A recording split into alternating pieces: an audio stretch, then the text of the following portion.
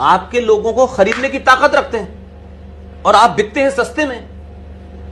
अगर आपकी कोई कीमत लगाए और आपके मूल्य, आपके परिवार की जो आस्थाएं हैं वो इतनी मजबूत हैं, तो आपको कोई खरीद नहीं सकता ना। आपको 5 करोड़ रुपया देकर के आपसे कहेगा नहीं कि अपने बाप को गाली दो, आप देंगी। लेकिन अगर आपके आस्थाएं, मूल्य, परंपराएं और सरोकार कमजोर होंगे तो कोई भी खरीद लेगा आपको। हिंदू बिकता है सबसे पहले।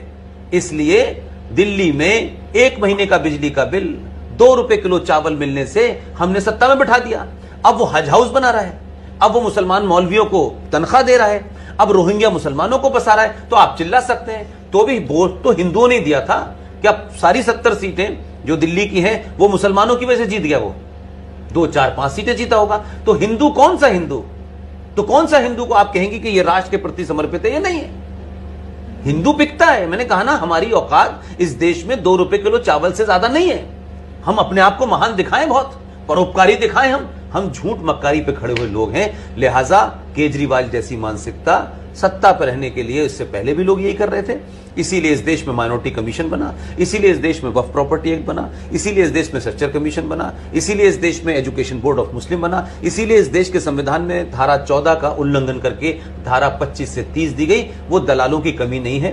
हिंदुओं में सबसे ज्यादा दलाल मिलते हैं, हिंदू जल्दी बिकते हैं। इसलिए आज की पीढ़ी के सामने सवाल यह है कि हम किसके साथ खड़े हों। इसलिए मैं ये मानता हूं कि एक कई लंबे समय के बाद, 700-800 साल के बाद, पहली बार भारत के नौजवान हिंदुओं ने अपने हिंदू होने पे नफरत नहीं है, कॉम्प्लेक्स नहीं है, उन्हें गर्व है।